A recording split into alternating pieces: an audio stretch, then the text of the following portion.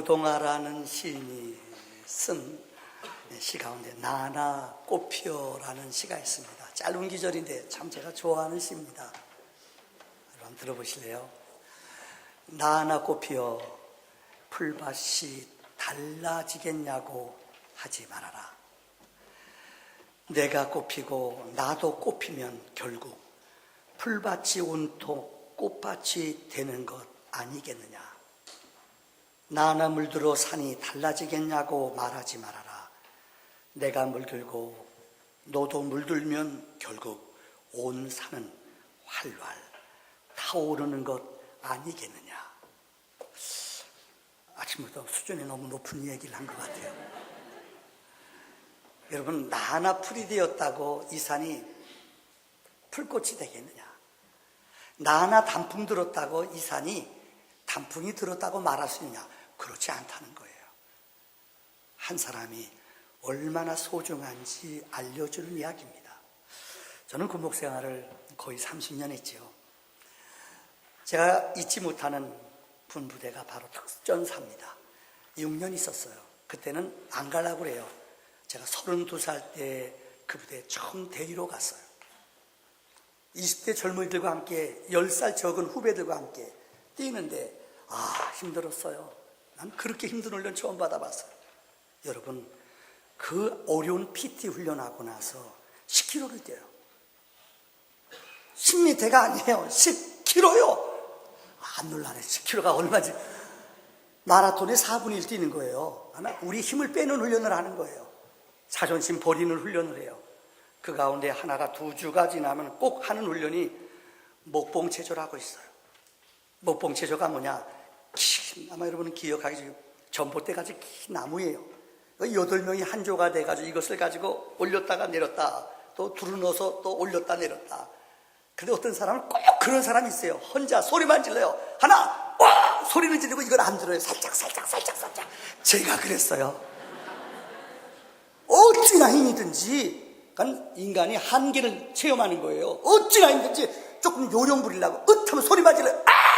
안 들려요. 그럼 그거 조교들이 보고 와서 그냥 그 위에 올라가서 막 짓밟아요. 양심불량, 목사가 양심불량이라고. 나 되게 쪽팔렸어요. 어찌나 힘이 든지요. 정말 조금이라도 나 혼자만 빠지거나 나 혼자만 쉽게 말하면 요래하면은 다른 사람에게 n분의 1 힘이 돌아가 버리는 거예요. 거기서 가르쳐줘요. 특전사는 12명이 팀으로 되어 있습니다. 전쟁이 일어나면 우린 북한 복장 입고, 이거 얘기하면 안 되는데요. 북한 복장 입고 팀별로 12명이 뛰어들어가요. 한 사람은, 2사람은 저격을 잘하는 사람, 저격 거의 100% 쏴서 맞히는 사람이에요. 어떤 사람은 폭파 전문가가 있어요. 어떤 사람은 의료, 어떤 사람은 독도, 어떤 사람은 통신. 잊어버려요, 여러분들. 그러니까 팀워크를 이뤄야 돼요. 근데 나 하나 편하다고, 나 하나 쉽게 지나려고 내가 조금 꼼수 부리면 이 하나의 분이 전체 사람들에게 엄청난 데미지를 입는다는 거예요. 그때 배웠어요. 팀워크라는 게 진짜 중요하다. 지금 고인이 됐습니다만은 작년에 떠나셨어요. 제가 신학대학 다닐 때 일생 동안 평생 독신으로 사신 여자분이 계셨어요. 우리 때는 참 젊은 나이였을 것 같아요. 신학교 때 70년대니까요. 결혼도 하지 않고 키도 큰 백발 미녀, 우리나라에 와서 우리나라 교육계를 위해서 개척교회를 주말마다 다니면서 봉사했던 민지은 선교사님이라고 계셔요. 이분이 우리 합창을 가르치셨어요. 근데 지금도 그분의 가르침이 기억나요. 선교사님 한국말 참 잘해요. 합창을 가르치면서 첫 시간에 그래요. 합창은 잘 들으세요. 목사님들은 합창을 잘해야 돼요. 내 소리를 내는 건 합창이 아닙니다. 남의 소리를 들을 줄 알아야 됩니다. 죄송해요. 박은주 권사님 맞습니까? 그 교수님이 그랬어요, 저한테요.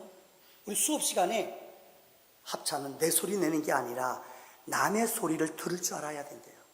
그래서 솔리스트 뛰어난 아주 노래 잘하는 사람들이 들어오면은 잘못하면 불협화음이 일어난대요. 왜요? 나 노래 잘해! 나 잘해! 너 잘났다! 그러느라고요. 남의 소리를 못 듣는데요. 일리가 있지 않아요? 근데 진짜 좋은 합창은 뛰어나지 않더라도 하모니로 이루어지는 거예요. 저는 주일마다 우리 할렐루야 성가대원들 부를 때마다 진짜 은혜가 돼요. 오늘은 어떤 노래로 어떻게 우리에게 감동을 줄까? 하모니가 이루어지, 저기 있는 분들 하모니 잘 이루잖아요. 여러분 그래요 안 그래요? 그럼 박수 한번 쳐드립시다 우리 같이. 그래요. 여러분은 박수 받아야지요. 그래요. 제가 들려는 얘기는 남의 소리를 들을 줄 알아야 우리가 하모니의 소리가 이루어진다는 거예요. 오늘 본문 요한복음 12장 24절로 26절까지 말씀이에요. 한 알의 밀알이 땅에 떨어져 죽어야 열매를 맺고 내가 죽지 않으면 열매를 맺지 못한다는 이 말씀. 오늘 본문의 말씀을 중심으로 세 가지로 은혜를 나누려고 합니다. 첫째는 작은 밀알의 역사입니다. 복음은 큰 거로부터 이루어지는 게 아니에요. 나라가 무너지는 것도, 기강이 무너지는 것도 여러분 아세요? 그냥 무너지는 게 아니에요.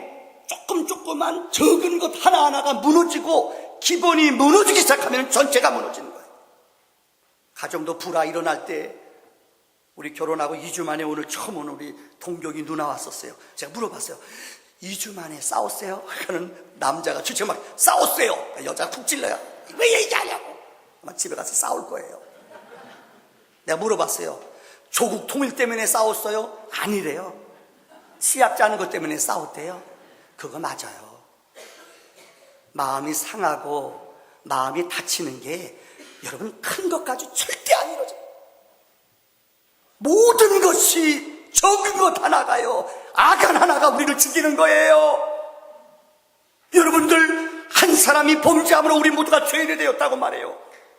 한 사람이 무너지고 한 사람이 마음이 다치면 전체 공동체가 다치는 거예요. 성경에 보세요. 여러분 우리가 지금 요한복음 12장을 공부합니다. 헬라 사람 몇이 지난주 설교 기억하세요? 헬라 사람 몇이 찾아와서 주님을 알기를 원했어요. 그래서 빌립이라는 이름은 헬라의 이름이에요. 헬라 사람 이름 가진 빌립에게 찾아와서 예수님 소개해 달래요. 그러자 빌립이 안드레한테 그를 데리고 가요. 헬라 몇 사람이 주님을 알게 돼요. 역사를 보면은 헬라 몇 사람이 와서 주님을 알고 주님을 깨달은 후에 그들이 유럽의 복음의 문을 열게 했다는 거예요.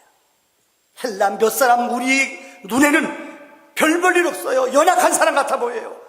근데 이 몇 사람의 역사가 전 유럽을 복음화시키는 기적이 있다는 거예요. 사도행전 8장을 보면은 에티오피아 사람 간다게라는 사람이 나옵니다. 에티오피아 여왕의 네시가 이스라엘 땅의 진리를 찾아 그 먼 길 애굽에서부터, 여러분 에티오피아로부터 아프리카에서부터 이곳까지는 모르기면 왕복 1년이 걸렸을 거예요. 진리에 목말라 찾아왔어요. 그래서 여러분 예수님을 근데 그는 못 만났어요. 예루살렘에 왔지만 율법적인 하나님만 알았지 복음을 몰랐어요. 그는 허탈한 마음으로 자기 집으로 돌아가고 있어요. 근데 사도행전 8장에 우리 주님께서 빌립에게 마음을 움직여요. 너는 가사로 내려가라. 그래서 가사로 내려갔어요. 내려가는데 놀라운 일이 바로 그 시간 딱 맞닥뜨려요. 여러분 에티오피아의 내시였던 그가 고향으로 돌아가는 그 시간에 허탈한 마음으로 돌아가는 그를 빌립이 가서 만났어요. 근데 성경은 이렇게 말해요. 그는 이사야 53장을 읽고 있었대요. 그가 찔림은 우리 허물 때문이요 그가 상함은 우리 죄악 때문이라. 그가 채찍에 맞음으로 우리가 나음을 입었고, 오늘 본문 7절의 말씀, 그는 도살장에 끌려가는 양같이 침묵하며 말없이 끌려갔다. 이 말을 읽지만은 이 에티오피아 내시가 무슨 말인지 알지를 못해요. 근데 빌립이 이 말씀을 풀어줬더니 그 마음이 뜨거워지고 예수를 알았다는 거예요. 그리고 그 물가에 가서 세례받았어요. 그가 에티오피아로 돌아가서, 여러분 그 나라가 지금 아프리카 여러 나라 가운데 가장 기독교율이 높은 나라가 어디냐? 에티오피아예요. 아마 여기 나이 드신 어른들은 기억할 거예요. 이전에 저 어린 시절에 60년대 같아요. 에티오피아 대통령이 박정희 대통령 시절에 우리나라 방문했어요. 셀라시라는 황제가 주일날 영락교에 가서 예배드린 거 기억할 거예요. 이만큼 기독교국이 에티오피아라는 거예요. 거의 75%가 기독교입니다. 넷이 한 사람이 복음을 영접하고 자기 고향에 돌아가 복음을 전했더니 그 땅이 예수의 복음의 은혜가 거룩한 복음의 물이 적셔지는 신령한 나라가 됐다는 거예요. 오늘은 특별히 3.1절 기념 예배를 우리 교회가 지킵니다. 1919년 3월 1일 그때 통계를 보면은 우리 기독교인 1885년도에 복음이 이 땅에 들어왔어요. 인천 땅을 통해 언도우드 아펜셀러가 들어왔어요. 생각해 보세요. 15년, 1900년, 19년 합하면은 아마 35년밖에 안 됐어요. 그때 우리나라 인구는 2천만 명이었다고 합니다. 근데 기독교인이 그때 통계에 의하면 정확하진 않겠죠. 1.5%, 약 30만 명이 기독교인이었대요. 1.5% 미미하죠. 그런데 대한독립 만세 태극기를 만들고 여러분들 기민 독립선언을 하고 33명의 민족의 지도자들이 있습니다. 그 가운데 16명이 9명이 목사, 나머지는 장로님들이었어요. 33명의 민족 지도자, 이들이 거기다 소명하면 목숨을 내놔야 돼요. 그 지도자들이 감옥소에 가서 일본 사람들이 옷 뺏기고 인두로 엉망으로 우리 몸을 만들었어요. 그 죽음 고통 당할 거 알지만 그들은 대한독립 만세를 주저하지 않았어요. 1.5%의 믿음의 사람들이 이 땅에 거룩한 은혜를 이뤘어요. 그때 독립만세에 참석한 사람들이 200만 명이었다고 합니다. 그런데 여러분 아세요? 2000교회 교회가 전국에 있었는데 그 교회 가운데 1500개 교회에서 태극기를 만들고 독립운동, 대한독립만세를 외쳤다는 거예요. 이거 놀랍지 않습니까? 그 적은 씨앗이, 그 적은 희생이, 그들의 눈물과 피와 생명이 수원에 가면 그 제암리라는 데가 있어요. 가보세요. 독립만세운동을 그 교회에서 태극기를 만들었어요. 아주 독한 일본 순사가 미안하다, 우리가 당신의 나라 자주권 뺏었으니 교회 와서 용서를 구하겠다고 교인들이 22명이 다 모여들었어요. 문을 닫아버렸어요. 거기다 기름 부리고 다 불태워 죽여버렸어요. 심지어 어린아이 살려주세요, 어린아이 살려, 이주리창 깨고 내밀었더니 이 아이를 총칼로 찔러 죽였대요. 이거 제합리교회예요. 교회 88개가 완전히 전소됐어요. 2년 후에 미국 어느 교회에 선교사님이 보낸 보고서에 의하면 기독교인들은 나라를 위해 생명과 피를 아낌없이 바쳤다. 여러분, 우리에게 그냥 통일이, 그냥 해방이 이루어진 게 아니에요. 이런 선배님들의 눈물과 땀과 이런 목숨 건 헌신으로 이 땅에 이런 아름다운 광복과 자유가 임하여진 줄을 믿습니다. 저는 정말 사실이 아니기를 바라요. 어제 우리 친한 친구 목사가 영상을 보내왔어요. 우리 유치원 학교 애들, 유치원 애들 동영상에 나오는 거 놀라. 김일성에 대한 활약가, 김일성 사람은 일본과 싸워서 승리한 사람, 민족의 영웅 우상 10페이지가 나왔대요. 우리나라 대통령들은 미국의 꼭두각시, 유치원 애들한테 가르치는 교과서에 나 어제 보고 잠을 못 잤어요. 야, 왜 이렇게 우리나라가 됐느냐. 김일성은 항일전쟁의 위대한 영웅으로 10페이지가 돼 있대요. 근데 우리나라 지도자들은 독재자, 미국의 꼭두각시, 민족성이 없는 사람. 도대체 어떻게 하자는 거예요? 제가 여러분에게 다른 얘기 안 합니다. 정말로 이 땅은 기독교로 세워진 분명한 하나님의 은혜가 있는 민족입니다. 이 은혜를 잃어버리지 않는 하나의 미랄의 성도들이 되시기를 바랍니다.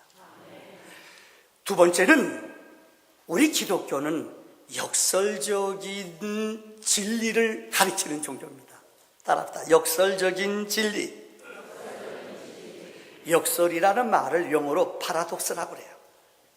모순된 것 같으나 올바른 진리, 이것을 파라독스라고 그래요. 복음은 역설적이에요. 죽어야 산대요. 죽어야지 생명을 잉태한대요. 이게 파라독스예요. 오늘 저는 여러분에게 복음의 진리 4가지를 설명하려고 합니다. 첫째는 죽어야 살아요. 따라합시다. 죽어야 산다. 이 땅에 어느 종교가 죽으라고 그래요. 그러나 기독교는 죽어야 돼요. 옆에 사람한테 인사합시다. 죽읍시다. 부부가 앉았나 보네요. 너나 죽어. 그러지 말라. 그러면 안 돼. 다시요. 온유한 그럴 때 째려보면 다시요. 죽읍시다. 지난주 제가 참 기쁜 우리 교회 집사님이 서해고등학교 교장 선생님으로 취임했어요. 그래서 아침에 새벽 기도 마치고 바로 찾아가서 집무실에서 우리가 33학급이래요. 참 꽤 많죠. 학교가 참 좋더라고요. 명문학교더라고요. 축구부도 있고. 가서 제가 그런 얘기 드렸어요. 교장 선생님 하시는 4년 동안 이번에 참 간증하시는데 참 좋은 학교, 제가 원하는 학교인데 하나님이 돕는 손길들을 하나 둘 너무 구체적으로 다 정해졌는데 하나님 앞에 기도했더니 사람들도 환경도 바꿔서 그 학교 교장 선생님을 보내주셨대요. 얼마나 감사한지 몰라요. 그래서 제가 가서 그랬어요. 죽으시라고요. 여러분 웃죠? 죽어야 돼요. 목사가 죽어야지 교회가 생명이 있어요. 목사가 내 할 거 다 하고 내 기득권 다 차지하면은 생명이 기적이 안 일어나요. 여러분 가정은 안 그래요? 우리 아내들만 따라합시다. 내가 죽자. 남편 죽이려고 그냥 짠 거 쓴 거 막 사놓으면 안 돼요. 여러분 어떤 사람은 남편 밉다고요 그냥 반찬 만들어 침대 대배는데요. 아, 나 깜짝 집사님이 그래요. 그러면 여러분 알아요? 더 오래 살아요 여러분들이요. 여러분 모르시죠? 그 왜 살아요? 왜 살아요 여러분들? 내가 그런 사람 봤어요. 남편이 밉다고요. 나보다 자면은요. 남편은 참 죽으라. 그럼 더 오래 살아요. 사랑하는 성도님들, 죽어야 사는 거예요. 제가 오래전에 읽은 책 가운데 이기려면 버려라, 도쿠지카라는 일본의 유명한 작가가 쓴 책이에요. 아마 여러분 한번 들으셨을 거예요. 그 책 너무너무 감동 있게 읽은 책이에요. 그 내용이 뭔가 하면은 일본은 사무라이 건법하잖아요. 목숨 걸고 내 명예를 갖고 전쟁하고 싸우는 거예요. 근데 뭐든지 운동 처음 배운 사람은 태권도도 노란 티 파란 티 되면 가서 막 발이 근질근질해요. 누구 보면 나 태권도 배운다 누가 물어봤나? 발이 막 올라가요. 아무나 싸우고 싶어요. 제가 그랬거든요 옛날에요. 근데 꼬무티 되고 몇 단 되니까는요 함부로 안 싸워요. 고수는 안 싸워요. 알아요? 제가 꼬무티 따고 나서는 안 싸웠어요. 근데 이 초보자 몇 급 딴 사람이 이 사무라이가 나가서 누가 좀 내 실력 발휘하고 싶은데 누구 임자 만난 거예요. 근데 고단자를 만났어요. 싸움 벌어졌어요. 그래서 저도 한 달 후에 싸우자 날짜 정해서 알고 봤더니 이 사람이 고수예요. 몇 단이에요 몇 단. 어떻게 싸워요? 선생한테 선생님이 한 달 동안 남았는데 가르쳐 주더래요. 내가 시키는 대로 해라. 어떻게 해요? 한 달 동안 계속 반복했어요. 그게 뭔지 알아요? 둘이 싸움하는 날, 칼 가지고 진짜 싸우는 날 너는 싸움할 때 무조건 눈을 감아라. 둘째, 칼을 높이 들어라. 너를 내려치는 그 순간, 네가 죽는 그 순간 너도 그 방향을 향해 발자국을 듣고 너도 무조건 칼을 내려쳐라. 계속 그거만 연습해요. 선생님하고요. 발자국 소리 듣고 무조건 시합하면 눈 감고 칼을 높이 들어요. 그날 D-Day인 날 싸움이 벌어졌어요. 여러분 고수는 1분 2분 동안 시간이 흐른 후에 철썩 무릎을 꿇더니 고수가 나 졌다고 그러더래요. 왜요? 나는 내 목숨 이미 내놨다는 거예요. 나는 죽는다는 거예요. 너도 죽으라는 거예요. 이 고수 웬만한 사람가 눈 감았으면 공격하고 와서 자기도 죽고 둘 다 죽어요. 근데 고수는 수를 알거든요. 내 생명은 포기했어요. 나는 죽어요. 내 생명도 달라는 거예요. 여러분 아세요? 이기려면 진짜 죽을 때에 새 생명이 잉태되는 줄을 믿습니다. 두 번째는 주라고 말씀하세요. 여러분 성경은 우리에게 주라고 말해요.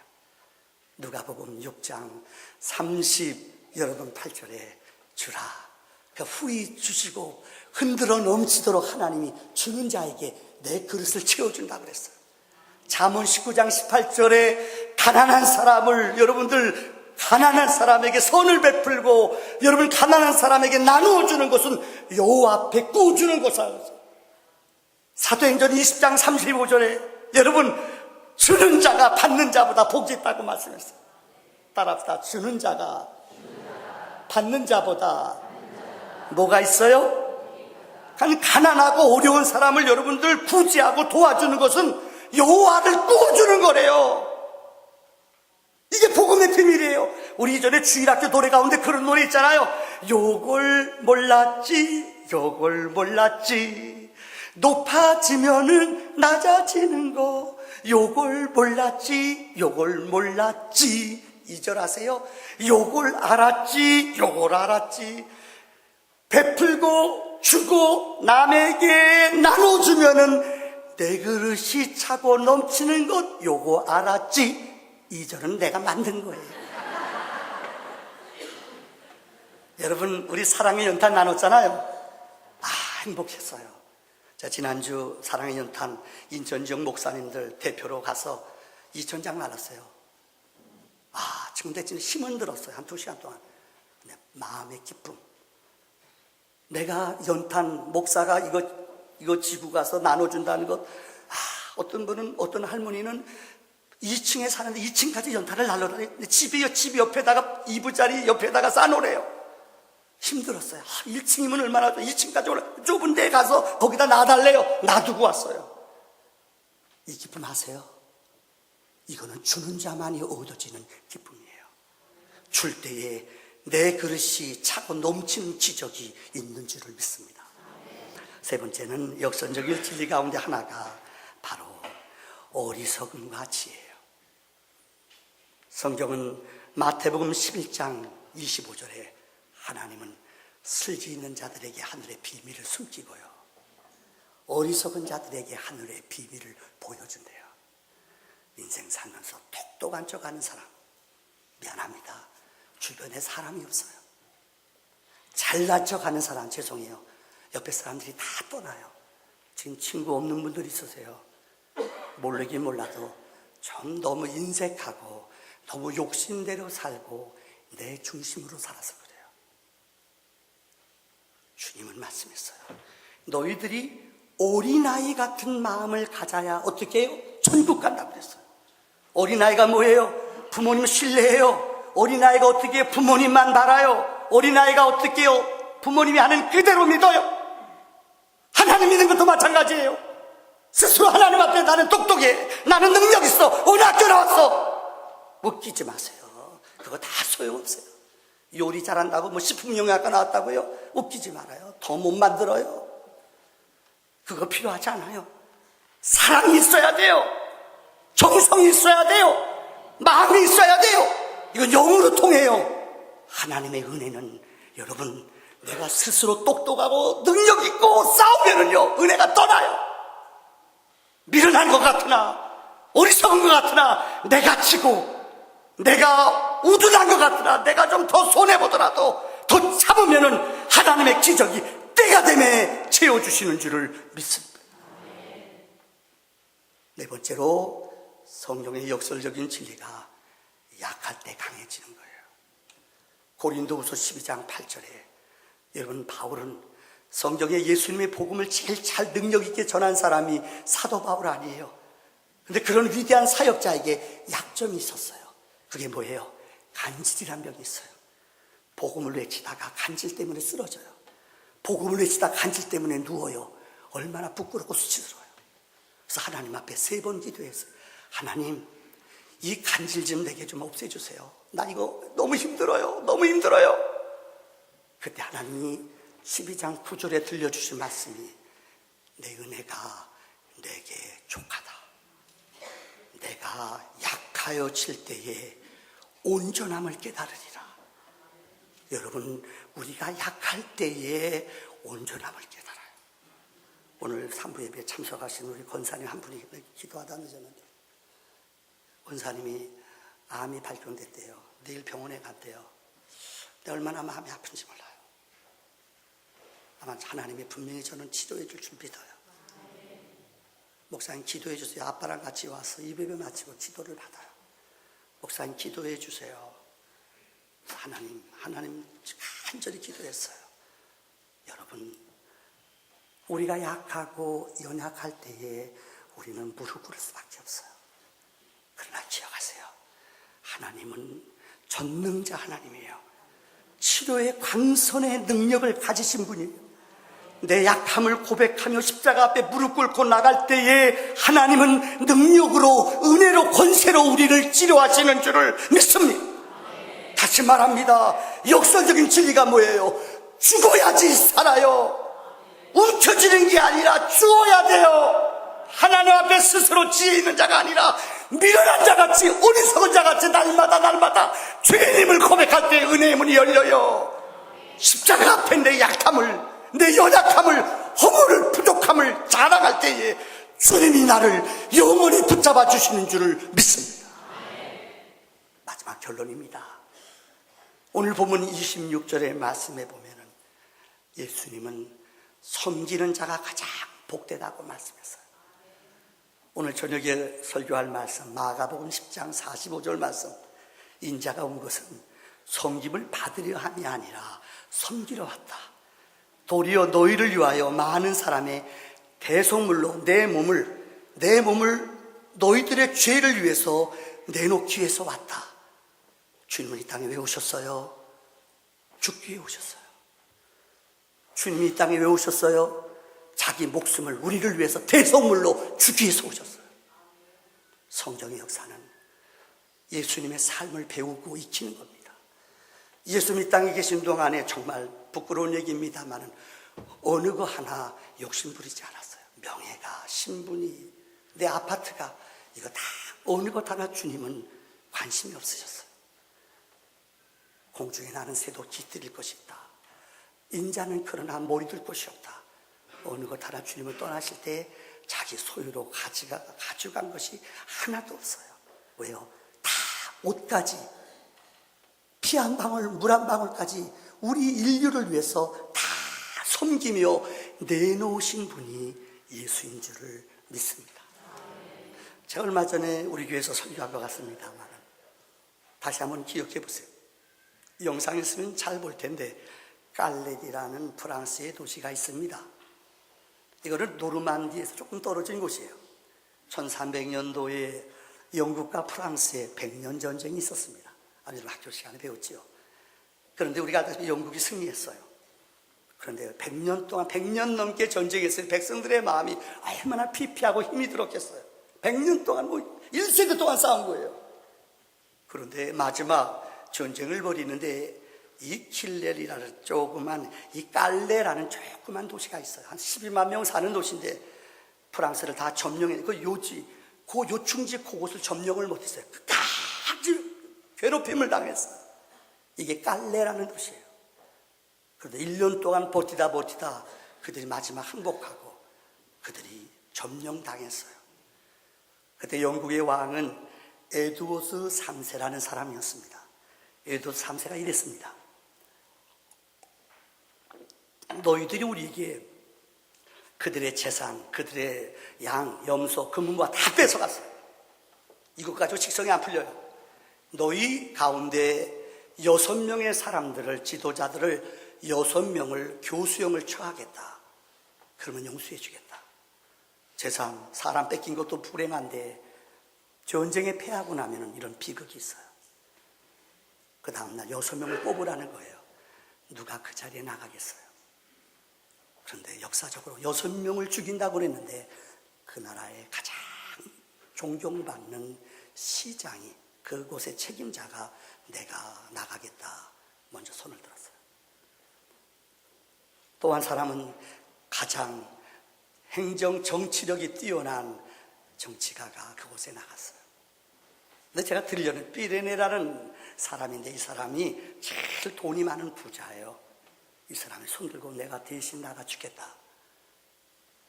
근데 비에테라는 그 사람의 아들이 아버지가 나가는 거 보고 자기도 나가서 대신 죽겠다고 손을 들었어요. 4명. 이것을 보고 백성들이 감동을 받아 백성들 가운데 3명이 손을 들어 나도 죽겠다고 했어요. 근데 6명을 죽이려고 6명을 교수형을 취하는데 7명이에요. 그러니까 사람들의 마음에 손들고 나왔지만은 행여나 누구나 사람의 본능이 나는 살고 싶잖아요. 죽겠다고 나왔지만 7명이니까 1명 빠져야 될 텐데 내가 빠지고 싶잖아요. 인간의 마음이 얼마나 그러겠어요. 서로 갈등이 오기 시작하는 거예요. 그때 비에테라는 가장 부자인 사람이 이런 말을 했어요. 여러분, 우리 가운데 한 사람이 빠져나가면 여러분 그 자리에서 다 옥장이 무너지고 두렵고 염려가 될 것입니다. 우리 누구에게 강요하지 맙시다.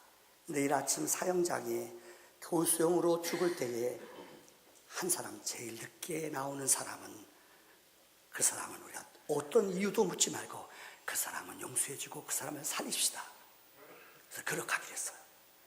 아침에 고수형에 6명의 사람이 다 왔는데 한 사람이 안 와요. 그게 누구냐? 가장 부자였던 비에테라는 사람이 안 나타난 거예요. 사람들이 아이고 자기가 늦게 오려고 저랬구나. 그래서 그 집에 뛰어가 봤대요. 근데 이게 웬일이에요? 그 사람이 거기서 자살해 죽었어요. 그리고 이렇게 유서를 썼어요. 내 죽음이 까레 내 마을을, 우리 고을을 살리기를 원합니다. 이 기절 쓰고 죽었대요. 그런데 에드워드 3세 영국 왕의 부인이 이 소리를 듣고 아기를 임신했대요. 그래서 감동을 받아서 남편한테 간청해, 여보, 까레 사람들 죽이지 마세요. 절대 이 사람들 살려야 돼요.